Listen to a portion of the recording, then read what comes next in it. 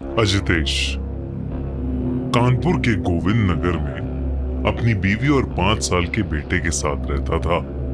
उसका एक छोटा सा कपड़े का गोडाउन था जिससे घर का खर्चा बस किसी तरह निकल जाता था, लेकिन उस पर एक बहुत बड़ा लोन था, एक ऐसा कर्ज जो खत्म होने का नाम ही नहीं ले रहा था।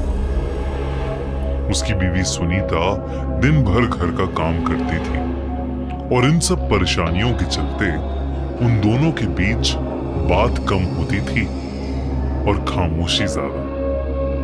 अजितेश का बड़ा भाई सुरेश लखनऊ में एक बहुत अमीर बिजनेसमैन था।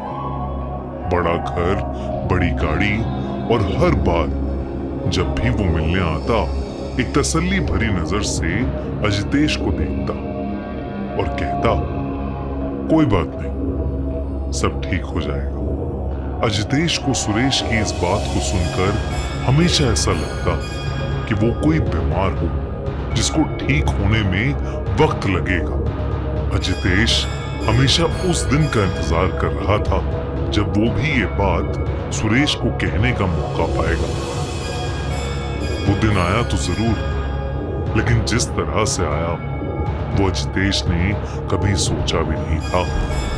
एक सर्दी की रात अजितेश के मोहल्ले में एक तांत्रिक आया। बूढ़ा, सफेद बाल, झुकी हुई कमर और उसके दोनों कंधों पर एक एक कौवा बैठा हुआ था। वो मोहल्ले की गलियों में चिल्लाता हुआ गूंज रहा था, अपनी फूटी किस्मत को बदलो। अगर अपनी फूटी किस्मत बदलनी है तो मेरे पास उसका उपाय है। और यही कहता हुआ वो उस मोहल्ले की एक गली से दूसरी गली में जा रहा था। हर जगह सर्दी की धुंध छाई हुई थी और उस धुंध में तांत्रिक और उसके 2 कौवों की छोटी सी आंखें चमक रही थीं। लोग अपने घर की खिड़कियों से झांक कर देख तो रहे थे, पर कोई उस तांत्रिक के पास नहीं गया। अजितेश भी उस तांत्रिक को दूर से देख रहा था, लेकिन कुछ देर में वो तांत्रिक वहां से चला गया। लेकिन उस रात अजितेश पूरी रात नहीं सो पाया। वो अपने टूटे हुए मकान और उससे भी बेकार जिंदगी के बारे में सोचता रहा। वो सोचता रहा कि क्या उसे उस तांत्रिक के पास जाना चाहिए। अगली सुबह बिना किसी से कुछ कहे अजितेश सीधा उस तांत्रिक को ढूंढते हुए उसके पास चला गया, इस उम्मीद में कि वो अपनी बुरी किस्मत किसी तरह बदल पाएगा। जैसे अजितेश ने सही टाइम पर किसी पंडित से बात करने का सोचा, वैसे ही मैंने भी। थोड़े टाइम पहले मेरी लाइफ में कुछ पर्सनल इश्यूज चल रहे थे जिसका कोई सोल्यूशन ना मेरे पास था ना मेरे दोस्तों और घर वालों के पास। और तो और धीरे धीरे ये इश्यूज इतने बढ़ते चले गए कि मैं खुद सोच में था कि मैं आखिर करूं तो क्या करूं। फिर एक दिन फोन स्क्रॉल करते हुए मुझे एस्ट्रोटॉक का ऐड आया। मैंने भी सोचा कि ट्राई करके देखता हूं क्या ही हो जाएगा। मैंने वहां राजेश नाम के एस्ट्रोलॉजर से बात की। उन्होंने मेरी डेट ऑफ बर्थ और प्लेस ऑफ बर्थ मांगी और फिर तुरंत बताया कि आपकी लाइफ में ये इश्यूज चल रहे हैं। मैं शॉक्ड रह गया क्योंकि उनकी एक एक बात एकदम सच थी। मैंने उन्हें A to Z मेरी सिचुएशन बताई और फिर मैंने उनकी दी हुई गाइडेंस और रेमेडीज को फॉलो किया। धीरे धीरे मुझे अपने सारे इश्यूज में बहुत इम्प्रूवमेंट दिखने लगा। दोस्तों, मेरा ये सब बताने का एक ही मोटिव है कि अगर आप भी लाइफ में किसी तरह की कंफ्यूजन में हैं, मैरिज, रिलेशनशिप, फाइनेंस या घर से रिलेटेड कोई इश्यूज हैं और आप उन इश्यूज के लिए गाइडेंस सीख कर रहे हैं, तो भी एस्ट्रोटॉक ऐप डाउनलोड करो और वहां जाके एक एक्सपर्ट से बात करो। फर्स्ट चैट भी बिल्कुल फ्री है। मैंने ऐप का लिंक डिस्क्रिप्शन और पिन कमेंट में डाल दिया है, तो जरूर चेकआउट करो साहब। अजितेश लोगों से पूछ कर फाइनली उस तांत्रिक के पास पहुंच गया। अब भी उसके कंधों पर 2 कौवे थे। अजितेश ने अपने साथ हो रही परेशानी के बारे में उस तांत्रिक को बताया। उस तांत्रिक ने पूरी बात सुनी और फिर उसे कुछ ऐसा बताया जिसे सुनकर वो शॉक हो गया।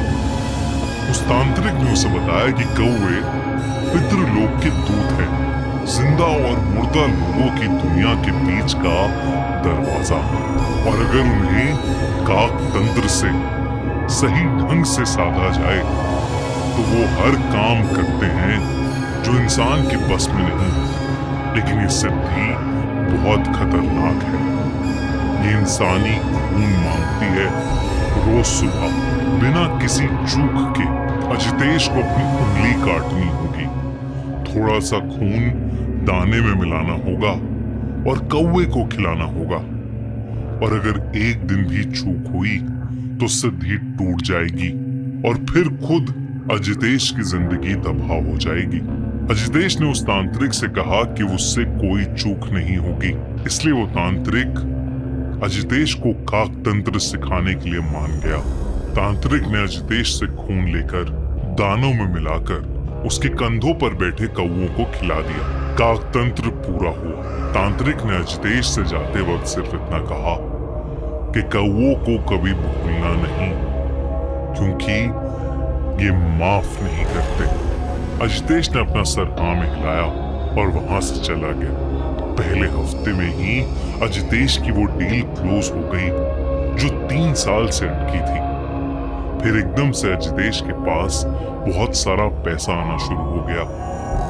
रोज सुबह अजितेश उठता, उंगली काटता, दाने में खून मिलाता और कौवे उसे खाने आते। अजितेश ने नया घर ले लिया और सुनीता ने पहली बार घर में घुसते वक्त वो मुस्कान दी जो अजितेश ने काफी सालों से नहीं देखी थी। कई साल बीते। अजितेश अब रईस हो चुका था, पर ऐशो आराम की इस जिंदगी में एक सुबह उससे वो भयानक चूक हुई जिसे ना करने की सलाह उस तांत्रिक ने दी थी। वो कौवों को दाना डालना भूल गया। धीरे धीरे अजितेश दाना डालने की विधि हफ्ते में एक बार करने लगा और फिर टाइम के चलते वो भी बंद हो गई। लेकिन उसके बाद से नए घर के बाहर एक कौवा रोज सुबह कार पर बैठता और तेज आवाज करता। अजितेश चिड़ के पास जाता, कौवा उड़ जाता, लेकिन अगले दिन फिर उसी जगह उसी समय वो वापस आ जाता। ऐसा लग रहा था कि मानो वो अजितेश को कोई भयानक चेतावनी दे रहा हो। उसके बाद से अजितेश की जिंदगी में अजीबोगरीब चीजें होना शुरू हो गई। एक सुबह दरवाजे के सामने उसे कौवा मरा हुआ पड़ा मिला। अजितेश ने उसे कपड़े से उठाया, डस्टबिन में डाला, हाथ धोए और दिन भर के काम में लग गया जैसे कुछ हुआ ही नहीं। अजितेश अपनी अय्याशियों में मग्न था। धीरे धीरे उसके बिजनेस में लॉसेस आने लगे। लॉसेस पहले धीरे आए, फिर एक साथ, जिसे किसी ने एक ही बार में सब कुछ वापस मांग लिया हो। और उसे हर सुबह अपने दरवाजे के बाहर मरे हुए कौवों की लाशें मिलने लगी। इतना ही नहीं, जिस डील से उसे सबसे ज्यादा फायदा हुआ था वो कैंसिल हो गई। एक पार्टनर फ्रॉड करके गायब हो गया और अजितेश के गोडाउन में आग लग गई। पैसा कहां और कैसे जा रहा था अजितेश को समझ ही नहीं आ रहा था। ऐसा लग रहा था कि मानो कोई रोज उसकी तिजोरी खाली कर रहा है। नए घर में रहना उनके लिए अफोर्डेबल नहीं था।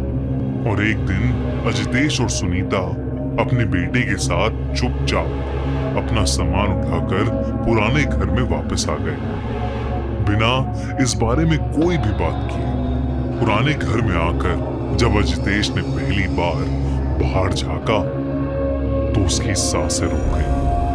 छत पर, दरवाजे पर, रेलिंग पर, पीपल की डाली पर जो घर से बिल्कुल सटी थी, हर जगह बस कौवे ही कौवे थे। चुप, बिल्कुल चुप, जो बिना हिले, बिना उड़े, एकटक सिर्फ घर को देखते रहते, जैसे वो जानते थे कि वो आएगा। अजितेश ने घबराहट के मारे दरवाजा बंद कर लिया, पर्दे खींचे और कुछ देर अंदर ही रहा। उस रात पूरे समय अजदेश के बेडरूम की खिड़की पर टक टक होती रही। एक कौवा बैठा उसकी खिड़की के कांच पर बार बार अपनी चोंच मार रहा था। अजदेश ने ध्यान से देखा तो उस कौवे की लाल आंखें रात के अंधेरे में चमक रही थीं और अजदेश को ही घूर कर देखे जा रही थीं। अजदेश ने अगली सुबह उठते ही अपनी उंगली पर एक कट लगाया और अपना खून दानों पर लगाकर कौवों के खाने के लिए रख दिया, लेकिन कोई भी कौवा नहीं आया। अजदेश का बड़ा बेटा जो अब 15 साल का हो गया था, वो अब बहुत शांत रहने लगा था। वो किसी से कुछ नहीं बोलता था। कोई उससे ज्यादा पूछताछ करता तो वो उसके ऊपर गुर्रा देता। बस दिन रात वो अपनी हॉबी में काले कौवे बनाता रहता, इतना कि क्रेयॉन से उसके हाथ भी काले हो गए थे। एक रात कुछ ऐसा हुआ कि अजदेश बेहद डर गया। उसने शीशे में अपनी गर्दन पर निशान देखे, गहरे काले, बिल्कुल चोंच के जैसे। लेकिन वो कब आए, कैसे आए, उसे कुछ समझ नहीं आ रहा था। अजदेश अब बहुत ज्यादा घबराने लगा था। वो फिर से उस तांत्रिक की तलाश में निकला। तांत्रिक की झोपड़ी का दरवाजा थोड़ा सा खुला हुआ था। अंदर से कोई आवाज नहीं आ रही थी, बाहर भी कोई नहीं था। आंगन बिल्कुल सुनसान था। पर अजदेश जब अंदर गया तो उसके रोंगटे खड़े हो गए। वो तांत्रिक जमीन पर अधमरा सा पड़ा था। उसके शरीर पर गहरे निशान थे, चोंच के, पंजों के। कपड़े फटे हुए थे और उसके चारों ओर कौवे ही कौवे थे। तांत्रिक अधमरी हालत में भी अजदेश को देखते ही उस पर चिल्ला पड़ा, मूर्ख, तेरी वजह से आज मेरी ये हालत है, निकल जा यहां से, वो अब तुझसे सब कुछ छीन लेंगे। तांत्रिक के नफरत भरे शब्द सुनकर अजदेश सहम गया और बिना रुके सीधा अपने घर चला गया। और तब उसने अपनी बीवी सुनीता को सब कुछ बता दिया। उस रात आसमान में गहरे काले बादल छा गए। पहले एक कौवा आया, फिर 10, फिर 100, फिर इतने कि आसमान का रंग ही बदल गया। उनकी चेंचे की आवाज एक साथ हवा को काट रही थी। अचानक अजदेश का नाम उसकी बीवी सुनीता ने जोर से चीखा। आवाज उसके 15 साल के बेटे के कमरे से आ रही थी। जब अजदेश वहां गया तो उसके बेटे को अजीब से दौरे पड़ रहे थे, जिसे मरने के समय कोई कौवा फड़फड़ाता है, बिल्कुल वैसे ही उसका बेटा छटपटा रहा था। फिर वो अजदेश को देखते ही गुस्से से पागल हो गया। उसकी आंखें लाल होने लगी और चेहरा काला पड़ने लगा। अचानक उसके होंठ एक कौवे जैसे चोंच में बदल गए और उसने अजदेश के ऊपर हमला करना शुरू कर दिया। ये देखकर सुनीता की चीख निकल गई, लेकिन वो तब तक नहीं रुका जब तक अजदेश की सांसें खत्म नहीं हो गई। और तभी अचानक से उनके घर के अंदर सैकड़ों कौवे घुस आए और अजदेश के शरीर से उसका मांस नोचने लगे। सब देखकर सुनीता की रूह कांप उठी थी। उसके बाद अजदेश का बेटा बेहोश हो गया और बिल्कुल पहले की तरह नॉर्मल दिखने लगा।